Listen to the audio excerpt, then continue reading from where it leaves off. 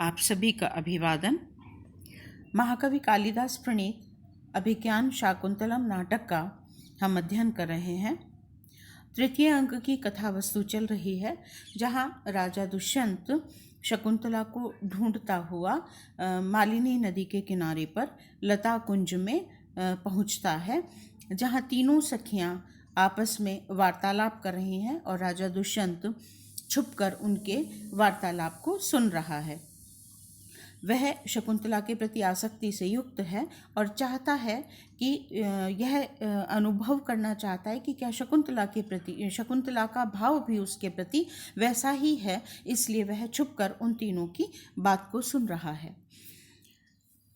इससे पूर्व व्याख्यान में हमने पढ़ा शकुंतला अत्यंत अस्वस्थ है और प्रियंवदा और अनुसूया दोनों ही उसकी सेवा कर रही हैं। उसके शरीर के अंगों पर शीतल चंदन आदि का, खस आदि का लेप लगाया गया है और कमलिनी के पत्तों से उसकी हवा की जा रही है। तब भी उसका जो ताप है वह अत्यधिक है। उसी कथा सूत्र को अब हम आगे बढ़ाते हैं। प्रियंवदा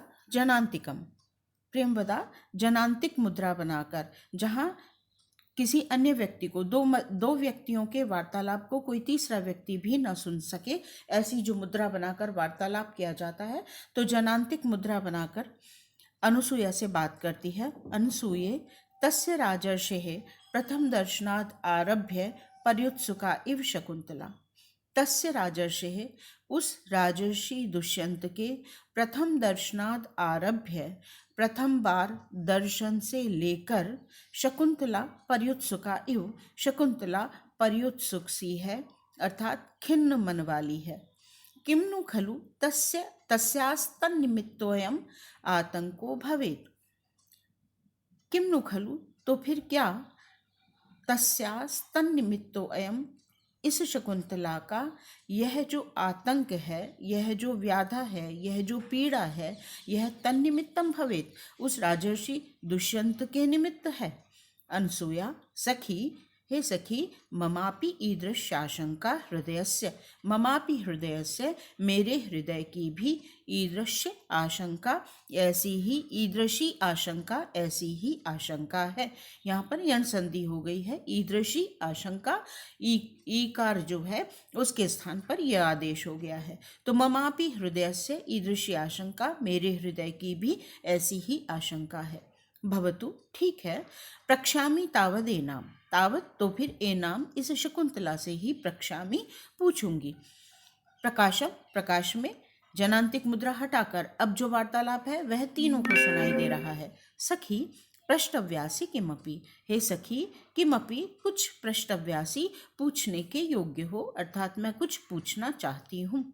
बलवान खलु ते संतापः, खलु निश्चित रूप से, ते संतापः, तुम्हारा संताप, तुम्हारी पीड़ा या तुम्हारा रोग, बलवान अत्यधिक बलवान है। शकुंतला पूर्वार्धेन, अपने शरीर के ऊपर के आधे भाग से शयनाद उत्थाय, शैया से उठकर। हला, हे सखी, किम वक्तु कामसी, किम वक्तु कामसी, क्या पूछने की इच्छुक हो, क्या पूछना चाहती हो या क्या बोलना कहना चाहती हो। शकुंतला अनुसूया हला शकुंतले अनभ्यंतरे खल्वावां मदनगतस्य वृत्तान्तस्य, हे सखी शकुंतला, खलु निश्चित रूप से, आवाम हम दोनों, मदनगतस्य वृत्तान्तस्य, मदनगत, कामगत या काम संबंधी वृत्तांत से, व्यापार से, अनभ्यंतरे, अनभ्यंतर हैं अर्थात अनभिज्ञ हैं। किंतु यादृश इतिहास निबंधेषु, जैसा इतिहास आदि के निबंधों में या इतिहास आदि में निबंधित कामयमानानाम अवस्था श्रूयते, काम पीड़ितों की अवस्था श्रूयते, सुनी जाती है, तादृशीम तत्पश्यामि, तादृशीम वैसी ही, तब तुम्हारी, पश्यामि देखती हूँ। कथय किम निमित्तम ते संतापः, तो कहो, ते संतापः, तुम्हारा संताप, किम निमित्तम, किस कारण से है। विकारम खलु परमार्थतो अज्ञात्वा अनारंभ्य प्रतिकारस्य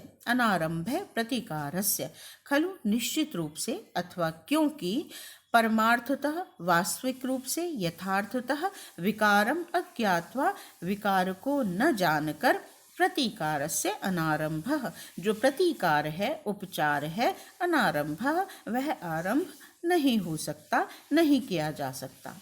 राजा अनुसूयाम अपि अनुगतो मदीयस्तर्कः अनुसूया में भी मदीयस्तर्कः मेरा ही तर्क अनुगत हुआ है उत्पन्न हुआ है। न ही स्वाभिप्रायेण में दर्शनम और में दर्शनम मेरा ऐसा विचार स्व अभिप्रायेण न निश्चित रूप से अपने ही अभिप्राय से अथवा स्वार्थ से नहीं है। शकुंतला आत्मगतम अपने मन में सोचती है बलवान खलु में अभिनिवेशः खलु निश्चित रूप से में अभिनिवेशः मेरा अभिनिवेश मेरी आसक्ति अत्यंत बलवान है अत्यधिक बलवती है। इदानीमपि इस समय भी सहसै तयोर न शक्नोमि निवेदयितुम फिर भी इस समय भी सहसै अचानक ही तयो इन दोनों को निवेदयितुम इस विषय में निवेदन करने में न शक्नोमि समर्थ नहीं हूँ। प्रियंवदा सखी शकुंतला सुष्ठु ऐशा भणति ऐशा यह शकुंतला सुष्ठु यह अनसूया सुष्ठु भणति उचित ही कहती है।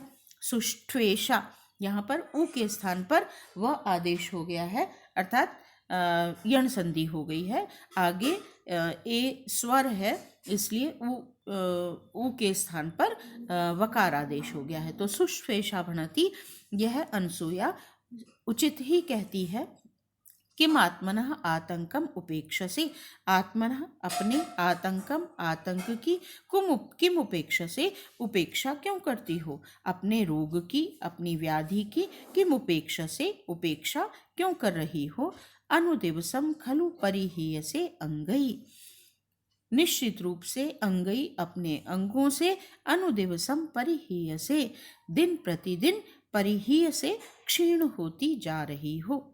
केवलम लावण्यमयी छाया त्वाम न मुंचती केवल लावण्य से युक्त सौंदर्य से युक्त छाया ही त्वाम न मुंचती तुम्हें नहीं छोड़ रही है तुम्हें छोड़ नहीं रही है अर्थात तुम्हारा सौंदर्य तो दिन प्रतिदिन बढ़ रहा है किंतु अंग जो हैं वे निरंतर क्षीणता को प्राप्त हो रहे हैं। लावण्यमयी यहाँ पर मयट प्रत्यय है लावण्य शब्द है मयट प्रत्यय है अर्थात लावण्य पद है और मयट प्रत्यय है और स्त्रीलिंग की विवक्षा में गीप प्रत्यय लगाकर लावण्यमयी पद बनाया है भावार्थ में और यह तद्धित प्रत्यय कहलाता है। जो पद से लगता है वह तद्धित प्रत्यय कहलाता है धातु से न लगकर पद से लगता है तो यह लावण्यमयी पद बनता है।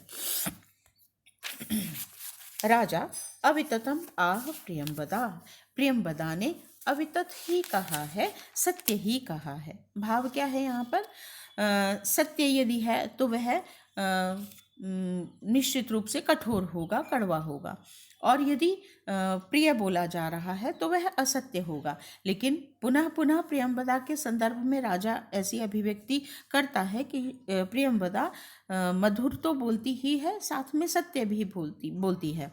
तो अवितथम आह प्रियंवदा ने उचित ही कहा है तथा ही क्योंकि क्षाम क्षाम कपोलम आननम उरह काठिन्यमुक्तस्तनं मध्य क्लान्ततरः प्रकाम विन्तावंसौ छविः पाण्डुरा शोच्या च प्रियदर्शना च मदन क्लिष्टेयमालक्ष्यते पत्राणामिव शोषणेन मरुता स्पृष्टा लता माधवी। शकुंतला के विषय में राजा दुष्यंत का यह पद्य है। क्या कहता है देखिए कि प्रियंवदा सत्य ही कहती है क्योंकि इस शकुंतला का क्षाम क्षाम कपोलम आननम जो मुख है आनन कहते हैं मुख को तो आननम मुख क्षाम क्षाम कपोलम अत्यधिक क्षीण कपोलों वाला है। द्विरुक्ति जब हम करते हैं तो वहाँ पर बल दिया जाता है, अर्थात किसी बात को अगर हम अधिक बल के साथ कहना चाहते हैं तो वहाँ द्विरुक्ति होती है, अर्थात 2 बार उसका प्रयोग किया जाता है। तो यहाँ पर अत्यंत क्षीण कहने की अपेक्षा क्षाम क्षाम, क्षाम का या क्षीण के लिए 2 बार प्रयोग किया गया है क्षाम पद का। तो क्षाम क्षाम कपोलम आननम, इस शकुंतला का मुख अत्यधिक क्षीण कपोलों वाला है। और उरह काठिन्य मुक्त स्तनम, उरह जो वक्ष स्थल है वह काठिन्य कठोरता से मुक्त रहित स्तनम स्तनों वाला है। मध्य क्लांत तरह, तरप प्रत्यय है यहाँ पर, क्लांत तरह, इसका जो मध्य भाग है कटि प्रदेश है, क्लांत तरह वह और अधिक क्षीण हो गया है और अधिक कम हो गया है, क्लांत हो गया है। प्रकाम विनतावंसौ, अंसौ इसके जो कंधे हैं वे प्रकाम विनत, अत्यधिक विनत हो गए हैं, झुक गए हैं।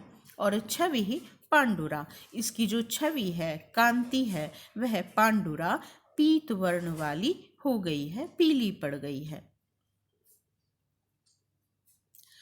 पत्राणाम शोषणेन, पत्राणाम पत्तों के शोषणकारी, पत्तों को सुखा देने वाली, मरुता वायु से, गर्म हवा से, स्पृष्टा स्पर्श की गई, माधवी लता इव माधवी लता के समान, इयम यह शकुंतला, मदन क्लिष्टा काम से पीड़ित होकर, शोच्या च प्रियदर्शना च आलक्ष्यते, शोचनीय किंतु फिर भी प्रियदर्शना प्रियदर्शन वाली, आलक्ष्यते दिखाई देती है।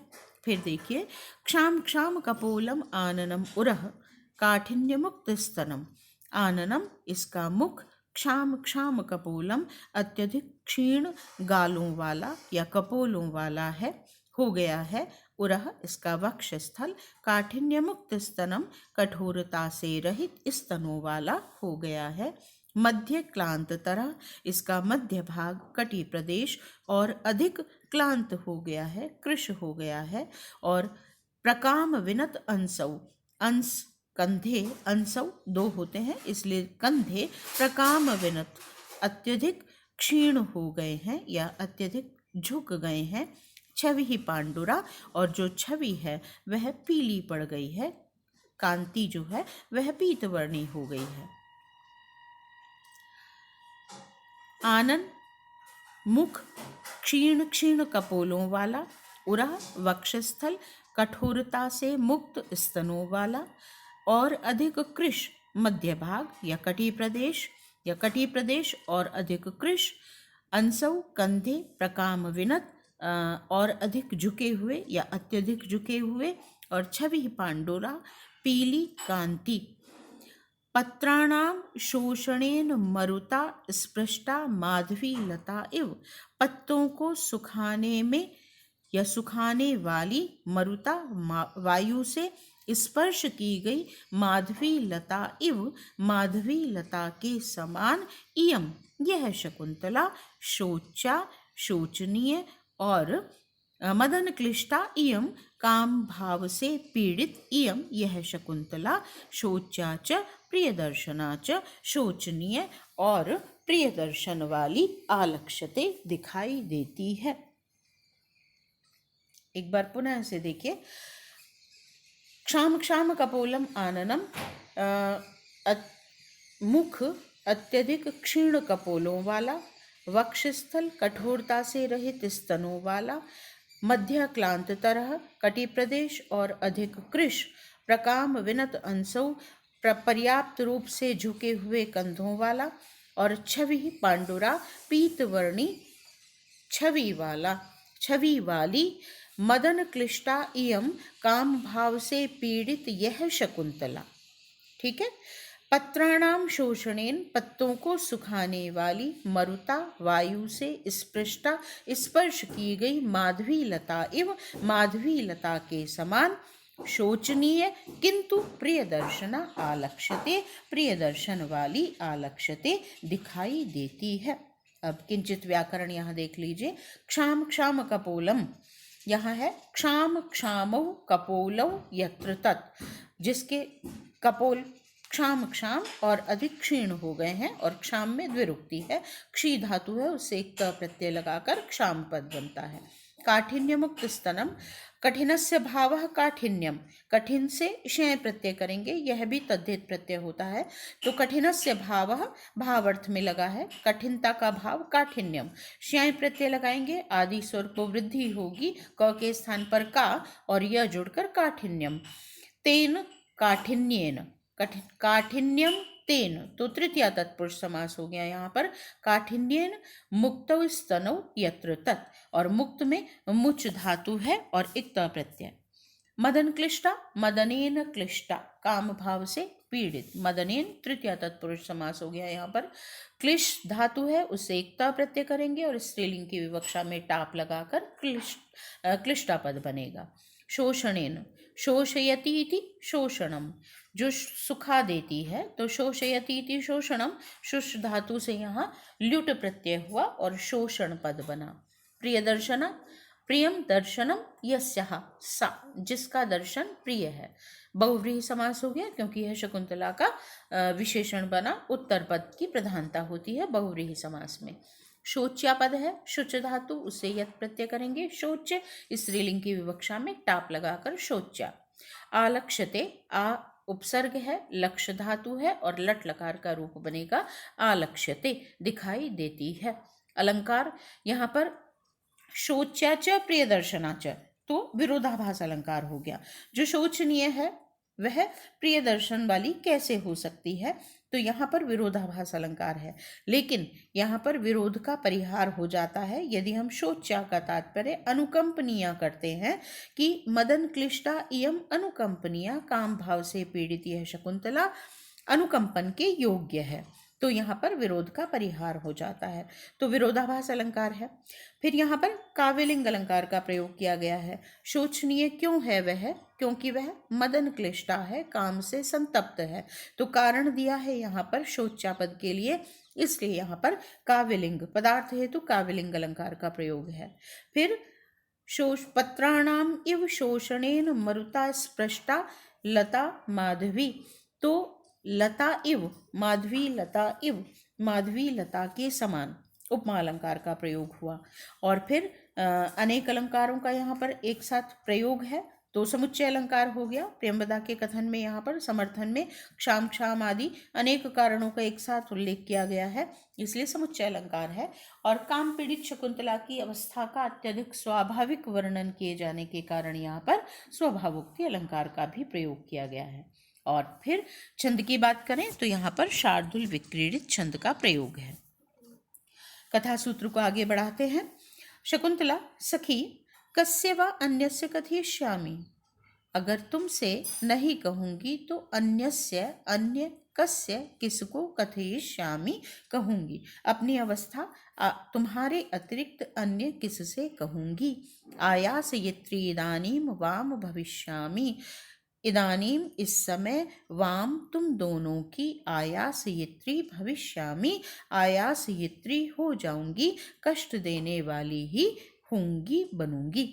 उभे, दोनों सखियां कहती हैं, अतएव खलु निर्बंधः, अतएव खलु, इसलिए ही तो हमारा निर्बंधः आग्रह है, यही हम पूछना चाहते हैं, इसीलिए आग्रह कर रहे हैं।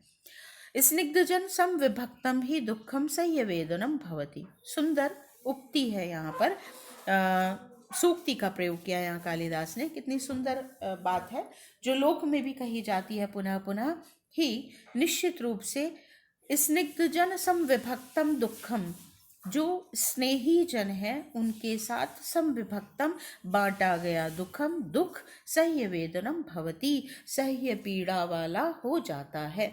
यदि व्यक्ति अपने दुख को अपने स्नेही जनों के साथ बांट लेता है तो वह उस दुख को, उस पीड़ा को सहन करने में सक्षम हो जाता है। इसीलिए कहते हैं कि किसी के सुख में आप शामिल हों या ना हो, लेकिन उसके दुख में आपको अवश्य ही शामिल होना चाहिए, क्योंकि दुख में सम्मिलित होना उसके प्रति स्नेह के भाव को अभिव्यक्त करता है कि हम तुम्हारे दुख में शामिल हैं, अर्थात हम तुम्हें वास्तव में स्नेह करते हैं, तुमसे प्रेम करते हैं। और जब व्यक्ति अपने दुख को अपने प्रेमी व्यक्तियों के मध्य बांट लेता है, स्नेही जनों के मध्य बांट लेता है, तो वह उस पीड़ा को सहन करने के योग्य बन जाता है, सक्षम हो जाता है।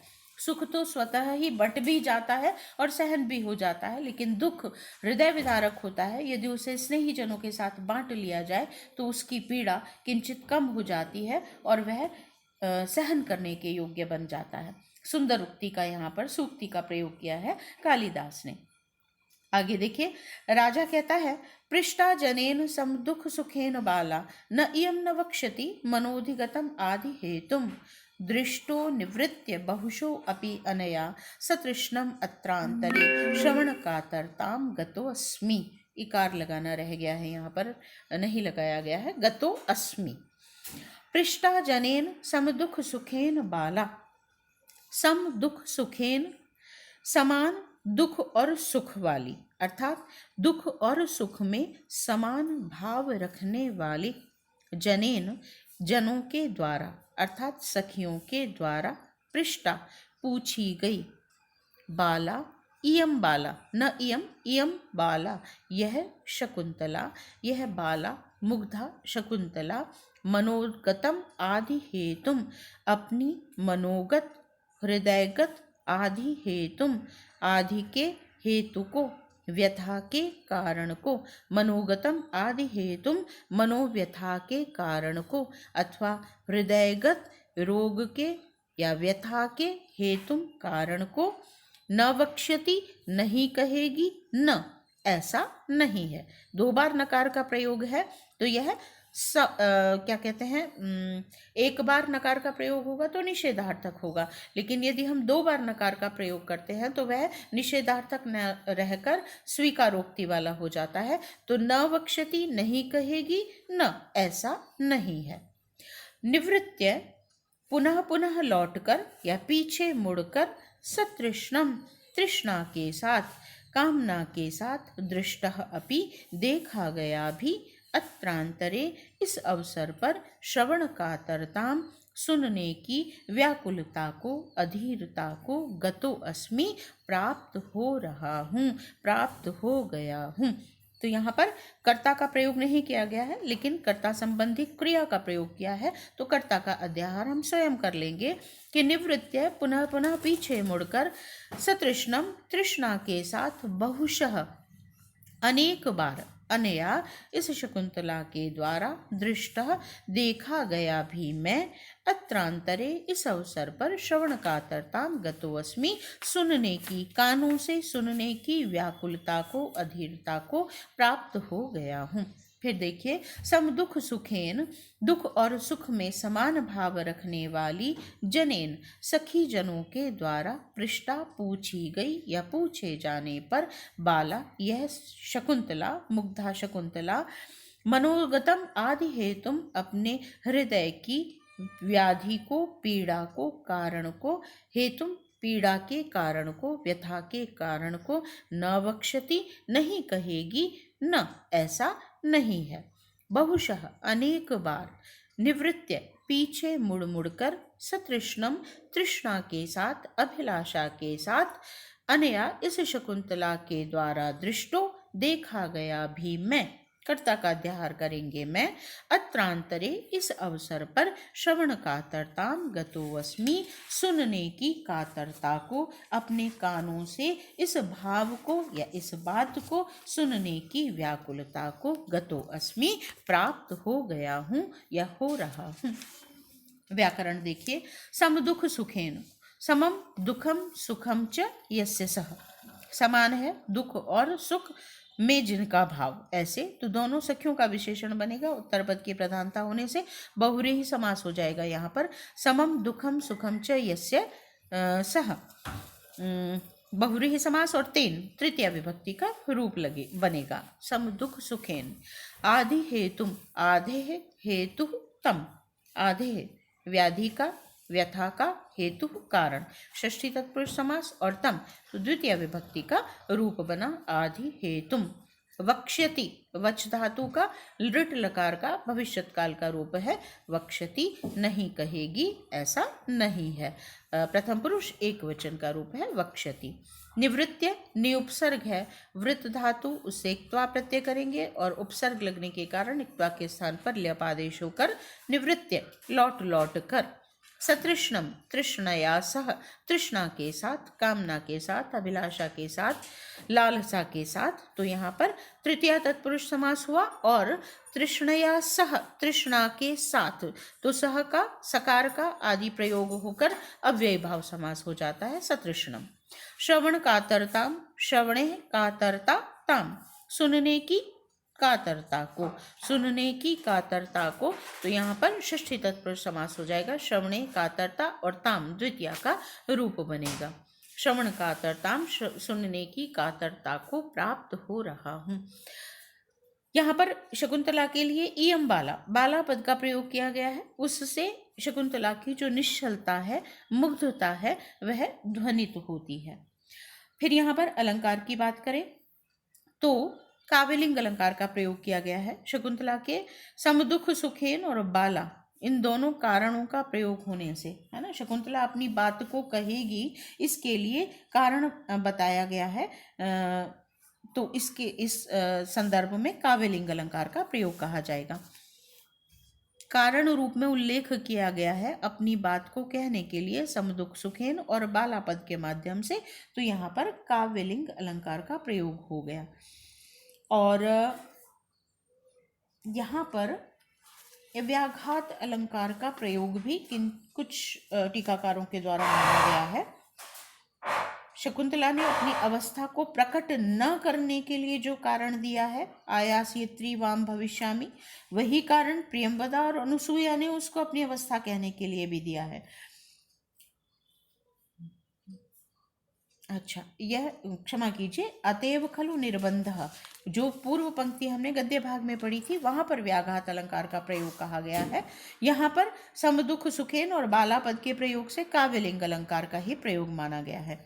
और विशेषोक्ति अलंकार का प्रयोग है यहाँ पर, दृष्टो विवृत्य बहुशो अपि अनया सतृष्णम, इस शकुंतला ने पुनः पुनः लौटकर तृष्णा के साथ मुझे देखा है। तो यहाँ पर कारण विद्यमान है, किंतु फिर भी विश्वास की उत्पत्ति रूप जो कार्य है वह दुष्यंत में नहीं हो रहा है। उसे अनुभूत हो जाना चाहिए कि यह मेरे प्रति आसक्ति है, आसक्ति के भाव से युक्त है। तो कारण है लेकिन कार्य की उत्पत्ति नहीं हो रही है, इसलिए यहाँ पर विशेषोक्ति अलंकार का प्रयोग है। और श्रवण कातरताम गतो अस्मि, वह जानता है फिर भी सुनने की जो व्याकुलता है उसको प्राप्त हो रहा है। तो कारण नहीं है, जानता है इसलिए कारण नहीं है, तो कारण के अभाव में भी व्याकुलता की उत्पत्ति रूप कार्य हो रहा है, इसलिए यहाँ पर विभावना अलंकार का प्रयोग भी है और अनुप्रास अलंकार का प्रयोग है। साथ ही वसंत तिलका छंद का यहाँ पर प्रयोग किया गया है। 14 वर्णों का छंद है, उक्ता वसंत तिलका तब जा जगौ गह, तो यहाँ वसंत तिलका छंद का प्रयोग है। आज के लिए इतना ही, धन्यवाद।